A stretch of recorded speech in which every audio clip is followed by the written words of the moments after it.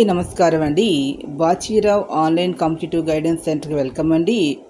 ఈరోజు current అఫైర్స్లో economy section తీసుకున్నట్లయితే ఇక్కడ మనకి USGS minerals commodity summaries 2024 report ఆధారంగా బంగారం ఉత్పత్తి జీడిపి వృద్ధికి తోడ్పడుతోందని, ద్రవ్యోల్బణాన్ని కరెన్సీ ఒడిదుడుకులను తట్టుకోవడానికి ఇది ఎక్కువగా ఉపయోగపడుతోందని తెలియవచ్చింది.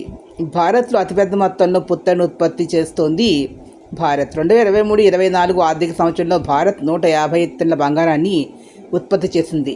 అంటే మిగతా దేశాలతో పోలిస్తే మనం చాలా తక్కువగా ఉంది. 2023లో దేశాలు అధికారికంగా ఎంత బంగారాన్ని ఉత్పత్తి చేశాయంటే చైనా అత్యధికంగా 370 టన్నులు ఉత్పత్తి చేస్తే Russia, Australia 310, Canada 200, America 170. Ascending ఆర్డర్లో తీసుకుంటే China, Russia, Australia, Canada, America తీసుకోండి. డిసెండింగ్ ఆర్డర్లో బ్రెజిల్ 60, పెరు గణన 90గా, ఉజ్బెకిస్తాన్, దక్షిణాఫ్రికా 100, ఇండోనేషియా 110గా డిసెండింగ్ ఆర్డర్లో మనం ఈ 4 దేశాలు తీసుకోవాలి. అయితే అమెరికా కజకిస్తాన్ 130, మెక్సికో 120, ఇండోనేషియా 110. భారతదేశం అనేది అతి తక్కువగా 1.55 టన్నుల బంగారాన్ని మాత్రం ఉత్పత్తి చేసింది అనేది ఇక్కడ రిపోర్ట్. ఇది డిసెండింగ్ ఆర్డర్లో ఇంపార్టెంట్ క్వశ్చన్ ఎకానమీలో అడుగుతారు, ఇండియా గురించి కూడా అడుగుతారు కాబట్టి ఇవి ఎండెడ్ క్వశ్చన్స్. సో ఈ వీడియో మీకు నచ్చినట్లయితే please subscribe my channel. Thank you to all.